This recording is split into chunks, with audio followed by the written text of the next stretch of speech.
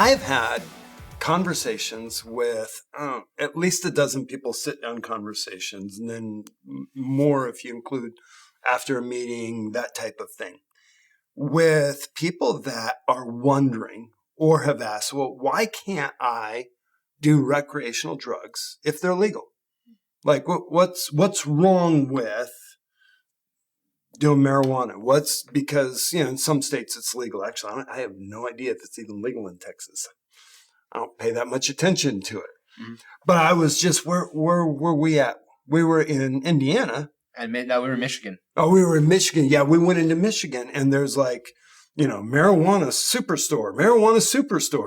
superstore, and it's everywhere. Yeah, and you just pull in and hey, well, I want this kind. I want this kind. I mean, when I was a kid, like that would have been my dream. Like, I wanted to go to Europe because there was this place in Europe that it was legal. Like, you could actually just go to a store and get it. But why? Is that okay? Is it not okay? Why is it okay? What's the difference between that and Paul telling Timothy, well, have a little wine for your stomach? Mm-hmm. So that's your can of worms. Yeah. Nice. So, side question.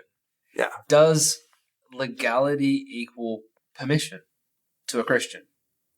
Because preaching the gospel in some areas is illegal, but yet we're mandated to do that by the authority of God. Mm. So I think in the discussion, part of the discussion has to be, well, what defines permissible versus legal?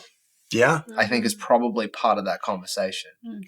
Because it's something that's going to come up more and more and more and more. Oh yeah. Because we're now seeing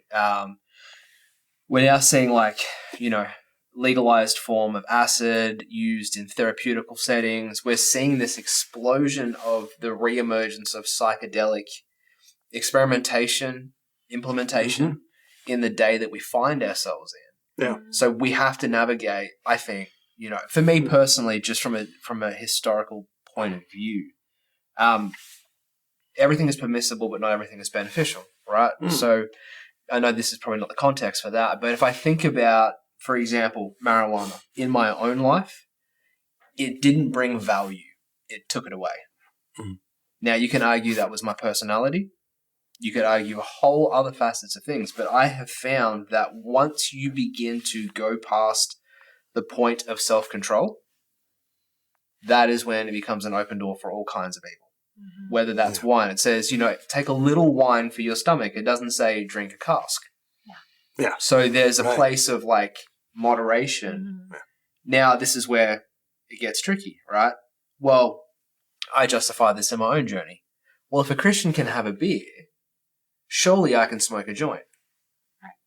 That was where the rationale began for me. Mm-hmm. I got radically set free from drug addiction, restored back, my mind restored back.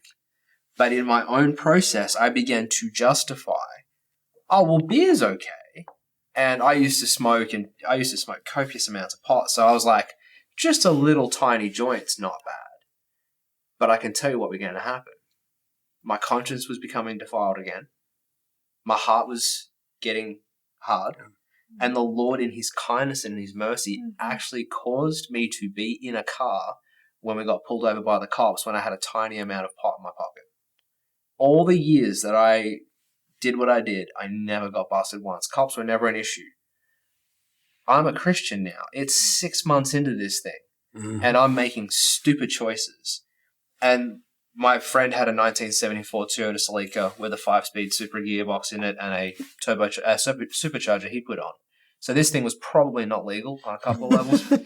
But my hometown... But it was fun. Right, anyway. Yeah. I was about to talk about how I kicked to the side when it took off, too much talk.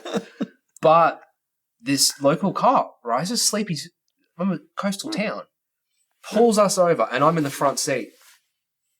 And I'm like, my heart's going through the roof. And I'm like, oh, Lord, my goodness, you set me free from all of this. And I'm going to go down. I'm going to get busted by a cop. You protected me. All this stuff. It got worse. The police officer comes around my side of the car, flashlight in, says to my friend, what's the matter with your mate? Is he stoned or something? My heart rate went up another 20 beats a minute. I was like, oh, no, Lord. I was doing everything, like I was acting like you should never act, right? But this was the mercy of God. Yeah. This was the mercy of God. Yeah. Because that changed everything from that moment. I went, I'm not playing games with this anymore. This is God telling me very, very, very clearly where this is going to end up. So for personal experience, I know how the Lord dealt with me in this area. Not because it was a stronghold beforehand, but because I knew that it was going to take me away from him and not towards him. Yeah. There are about 10 things that you said in there that I think are really, that we need to pull out. Yeah. And the first is, anytime I begin to justify anything, I have to ask myself, where are you going? What's the point of this? If I'm trying to justify gossip, if I'm trying to justify smoking weed, if I'm trying to justify judging, anytime the word justification comes, it's because I know I'm stepping over the line. And so even the fact that we have so many conversations around it tells me that inherently, for believers in Christ Jesus, they know that something is just not right. Second thing is that for the difference between the Spirit-filled and the indwelling of the Spirit is we fully embrace the fact that we understand. That's not a judgment statement, actually. Let me say that differently. I want to use caution. But for those of us that believe that the spirit realm is bigger, is that our battle is not with flesh and blood, and that there are powers and principalities at work in darkness, then we believe in open doors. We believe that a Christian can be oppressed and can absolutely walk with oppression. When we smoke weed or do whatever other drugs, what we're doing is we kind of, I don't remember what the word for this is. What's that consciousness thing? It's like we sort of separate from our soul and spirit, sort of separates because we're fully in our soul in that moment and we open the door to the enemy.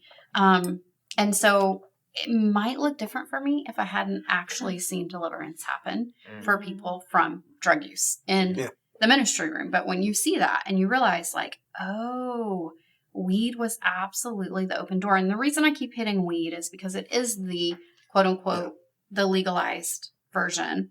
And this is a conversation I've had with my kids, because if you're raising kids, and I'm really interested to hear what Sarah has to say just from this generation of why is it so bad? Because it is a legal thing in most places now. And so how is that any different, than your glass of wine? But what you said earlier was, I can have a glass of wine with dinner, but I absolutely have the conviction of the Holy Spirit. And I know, like, if I haven't eaten and I start to have a glass of wine and I feel anything, I'm like, okay, I'm done. Like a glass of wine, I will pass that over because I don't want to cross over into drunkenness because I understand it's an open door. And so the difference between drinking and doing drugs is there isn't an in-between. There isn't a glass of wine. When you smoke weed, you are high. You alter your, I don't know, Sarah, if you've ever spoken weed, and we don't want you to admit that on here since your parents watch, but we all were not raised in Christian homes, and we all come from this place. And when Casey and I first got married, we smoked a lot of weed. And even apart from Christ, I had a conviction on it because I was like, this is not doing anything for my life. And I actually was like, I don't know if I want to marry this guy, because as much as I'm sitting here smoking weed with him, it's to such an excessive amount that we're doing it that it makes us lazy. It takes away our drive. Some people say it bursts creativity, and I will argue with that because I am like, I also see that you don't have a job. I mean, you might be creative right now, but you don't have a job, And so I know I just went about 10 places with that, but these are all the things that, I feel like some of the things that you said just immediately popped up. And then my final thought on something that you said was, I want to be above reproach. I want to be able to have conversations with people and truly represent Christ in a way that is holy and good, not to perform. But demons know all your stuff. It's just sort of the way the spirit realm works. So if I go into a ministry room and I've made all these concessions, it does something to my authority. Yes. It just does. And so I'm just not willing to make that compromise. Yeah. With my generation, it's everywhere. I have not ever, just to answer the question, because I can honestly say I've never, because I've had no interest. And that's thanks to the fact that I did grow up in such a spiritually centered household and environment that I just always knew it wasn't worth it. That, and I was a goody two-shoes growing up, so I wasn't going to do that. But I will never forget freshman year of college, there was an individual who was in my class, and he was telling us about how, the church he goes to, the pastor, as part of the, after service time, they'll just, smoke pot, and it's just a fun thing that people do, and how he loves it, and he does it all the time with his pastor and his friends. And I remember I was so shocked by that, and I was just like, okay, help me explain this to me. What reasoning does he give? How does he, because I'm like, how is he justifying that as part of a church service? I need to understand this. And he explained all of this to me, and I was 19 at the time. And I remember just being like, I don't know enough about this to argue you, but I know that's a doorway, and I know that's an issue. And now seeing, unfortunately, and I hope that the Lord intervenes, but what has happened to that individual since that conversation, it just further proves to me that I love what you said, Charity. It's about how with wine, you can drink a little bit. You can have a drink and it may not affect you. But when you're doing drugs, you are high. It is instantly opening a door. It is taking you out of your right mind. And any environment where you do not have self-control and you cannot think rationally is a doorway for other voices to come inside of your mind. And so I think what my generation has such a hard time understanding is that it's not about God limiting your fun or God telling you that you have to live in this little box of rules. It is genuinely protection. Yeah. Because when you are not able to think for yourself, there is somebody in the spirit realm that would love to tell you how to think. Right. And that is just so unbelievably dangerous. And then you look into the medical side, and yes, I know that, it can help with pain. It can help whatever in moderation, but it can also cause severe brain damage over years, And so when you look at all these other things, I'm like, look at the science of this, because the Lord created our bodies. If it's hurting you, why do you think it's okay? Why do you think it's good? And that's always a question that I bring up to this conversation. And just like how alcohol can be abused and it can hurt you, anything in your life can be, but I just feel like this is such a, I don't want to say black and white. I don't want to be that person, but I almost feel like it is, because there is no middle. There is no middle ground. You're either not high or you're high. And that's just, it's just so unfortunate to me to see how that opens up your mind to so many just snares of the enemy. And so I think the issue is not that my generation needs to understand why not to do drugs. The issue is that my generation needs to understand the realities of the spirit world. Yeah. And if we would spend more time educating them on this is what's actually out there, these are what doors actually lead to, then that desire to fill that hole, that desire to feel relief or peace would not be satisfied through these doorways. But we could actually teach them how to find peace, how to reduce anxiety, how to all these things that they're going to these drugs for through biblical methods. But if we don't show them the actual dangers, they're just going to keep doing it. And you hit it, and that was the point that I was going to make that I forgot to say, is what is the heart behind it? Yeah. Mm-hmm. So even what is the heart behind abusing wine? What is the heart behind overeating? What is the heart behind sexual addiction? What is the heart behind drug abuse? It's escape. We're looking, and there's a spirit attached to it. There's a spirit of escapism, which says, I can't deal with reality. I can't handle this. My anxiety is too much. I need relief. So, I think I've been very transparent about my walk, but for me, drinking was a very big issue. It took me a long time.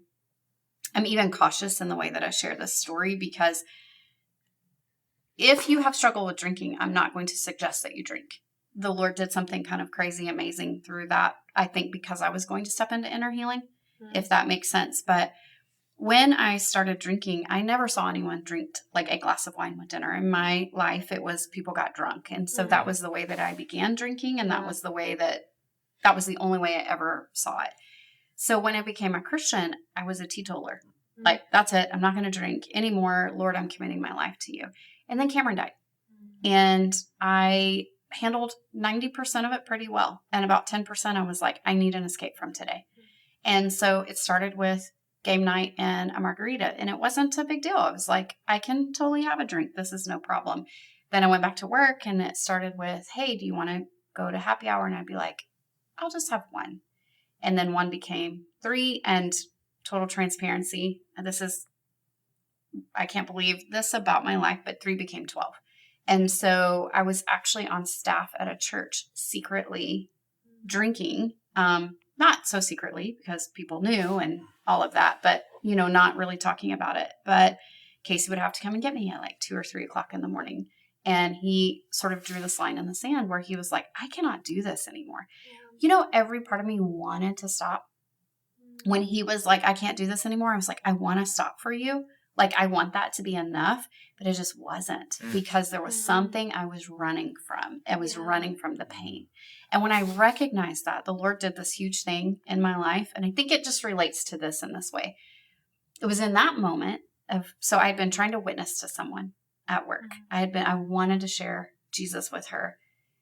And I tried, and it had been like, and we go out. No longer at the church, or somebody at the church work that you need to do? I'm sorry. No, I'm sorry. I was not very clear. When I worked at church, I also worked in corporate America. So I would do things on the side. Thank you.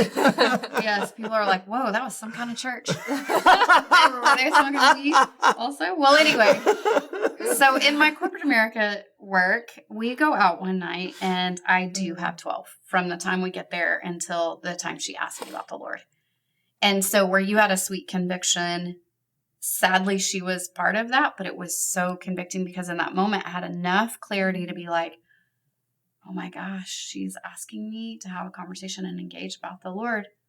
And I can't think straight. I mean, clearly you can understand that 12 beers it was over like 6 hours, but still that's intense, And so Casey comes to get me the next morning. We wake up and he's like, I'm done.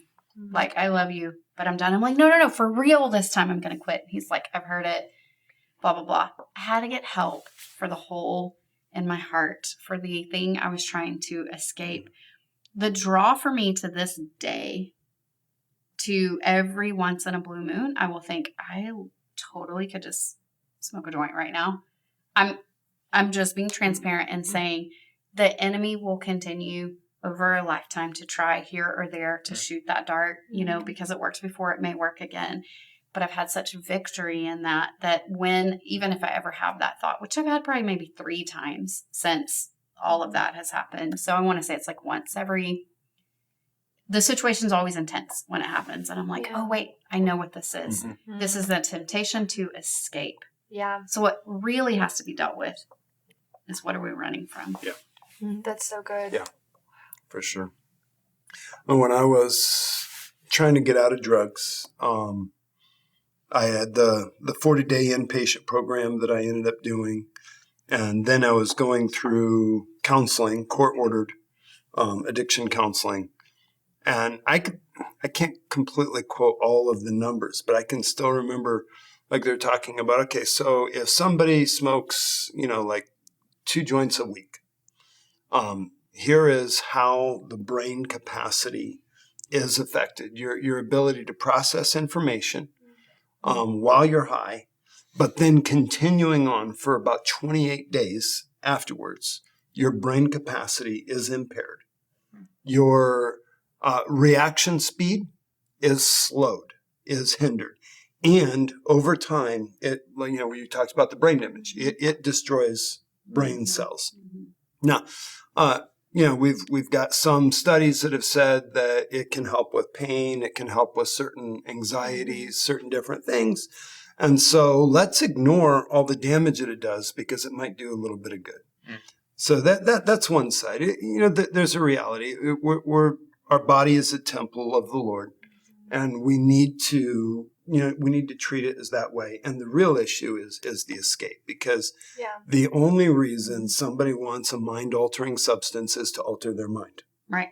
Exactly. There is no other, all my friends are doing it and I want to fit in. What kind of friends do you have that they all have to be in an altered mind state to be okay?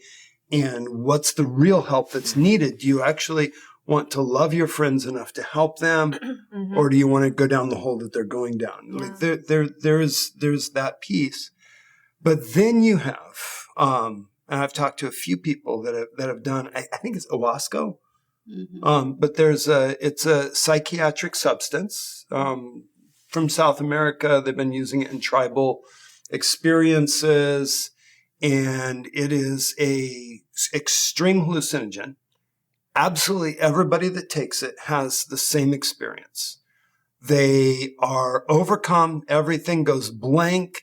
They feel like the most peace that they've ever felt. They call it a spiritual experience. I think there's a voice that comes in it, but then when they come out of it, something is different in their life. So people have been set free of anxiety. People have set free of addictions. Like there's these testimonies of this radical change that comes from this experience. So why is that not good? And I mean, one of the big things, the gateway. When we look at the tree of the knowledge of good and evil and the tree of life, Eve was not tempted by the knowledge of evil. She was tempted by the good. Yeah. It's good for food. It's good to make one wise. A physical substance that I can partake of is good for food. It's good to make one wise. It's pleasing to me. And she partook. And the reality is that good is found in God. Yeah. And if we're not getting it from God, we're getting it from someplace else. It's going to lead us away from God. And so do we want a temporary change?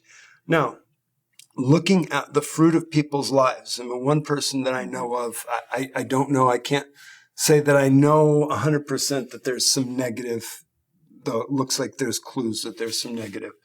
But over time, people that have that experience, it's not like they're completely better, but they need to have that experience again.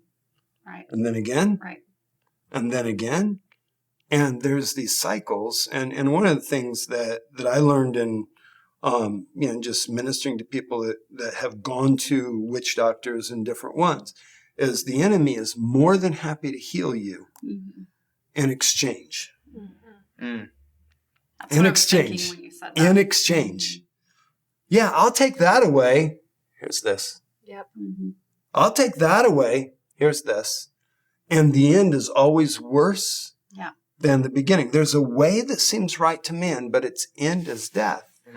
And the reality is, are we trusting God? Are we trusting God?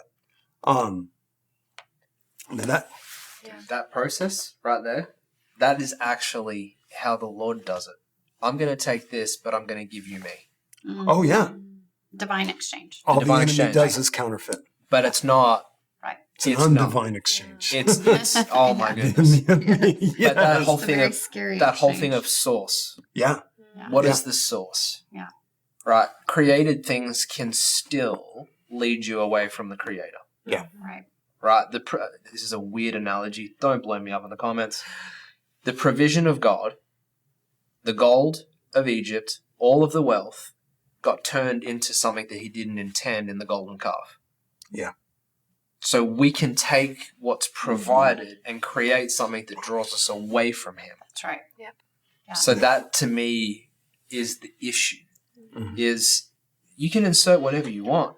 We'll probably do an episode on how do we respond to food as Christians, which I'm Right. sure will stir up a whole load of hornets. But what's the intended thing here?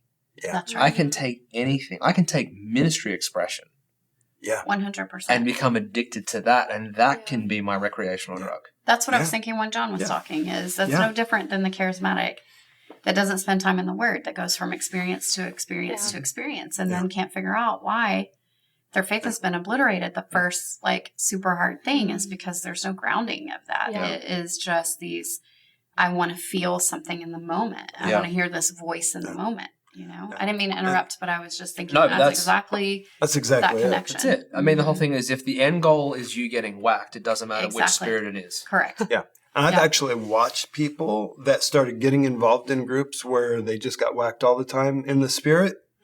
And I watched their life, and it was exactly the same as any other addict. You know, people that were faithful, that've been in the same job for 12 years, trustworthy, suddenly they're losing their job because they're not showing up, because they were out partying with God too late. They were no longer trustworthy. Their relationships were falling apart. All they could talk about is the next meeting that they're going to go to and get whacked again. They were addicts. Yep. And it was not God. And actually, I also know people that I had to cast out demons. And I have a friend of mine that somebody else cast out the demon from those experiences. That was, their life was falling apart until they got deliverance from these false spiritual experiences. Yeah. So it's not the drug itself. It's the choosing something other than God. And that's the issue. Why is the drug so bad? Well, who cares if the drug is bad or not? It's choosing anything other than Jesus. Yeah, that's so the real issue. It really is. And when you watch someone do that over and over and over again, I have someone in my life that has smoked weed literally for probably 40 years, you know, and who I love and adore. But when you see the fruit of that, the fruit is no change. Because if I run and I hide from what I'm feeling and experiencing and encountering, that God is actually allowing me to see and feel and experience to change me for that metamorphosis we talked about earlier, for that whole sanctification process. But I deny it over and over and over again by escaping. Here I am 40 years later and I'm still the same person, you know, and it's not, that person can be full of love, but it's such a counterfeit. Yeah. To use the word that y'all used earlier. It's such a counterfeit to what God has. And it just, in the end, it's sad and it's worse.